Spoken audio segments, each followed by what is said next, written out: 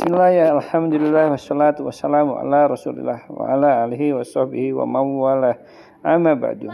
Sekitar 2 atau 3 hari yang lalu di Kompas itu menayangkan Ustadz dari Indonesia yang mengajar di Masjidil Nabawi.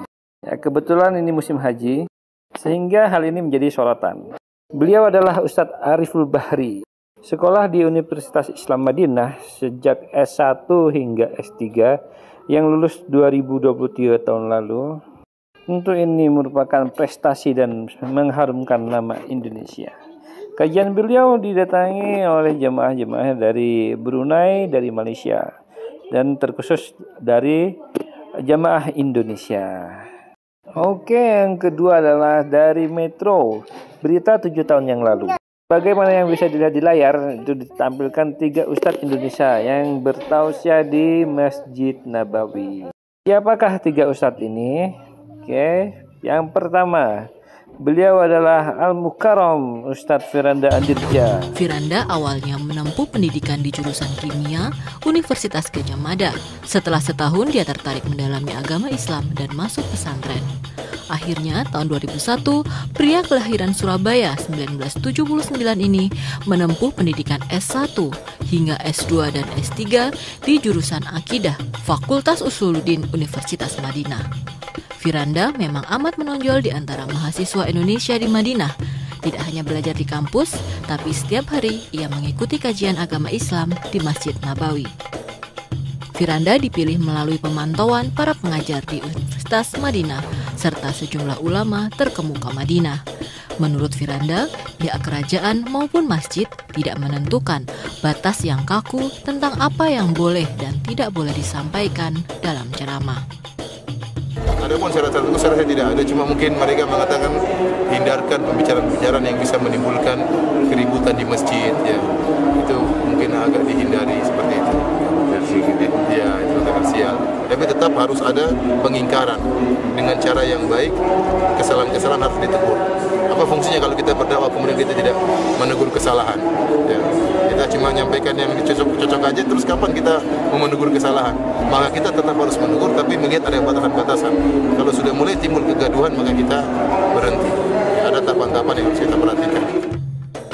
Selain keduanya, ada pula Ustadz Anas Burhanuddin yang bergantian memberi tausiah di Masjid Nabawi.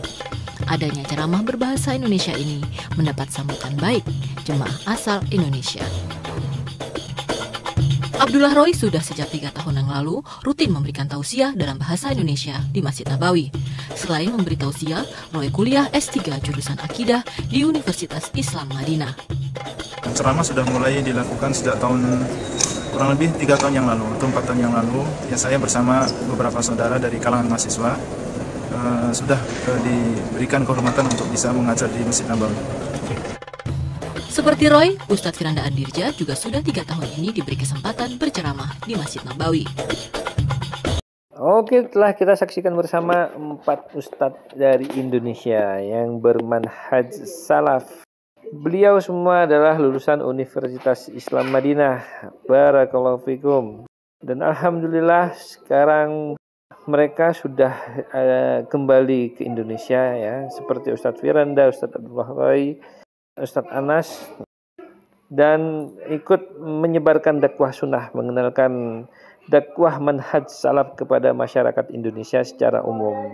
Sebagaimana yang kita dengar tadi, mereka adalah lulusan dengan fokus kepada dakwah tauhid, dakwahnya para nabi, untuk mengajak manusia mengenal penciptanya yang memberikan rezeki, yang mengurusi umat manusia, yang mengurusi setiap hambanya, untuk mengenal Tuhan pencipta alam semesta, yang meninggikan langit tanpa tiang.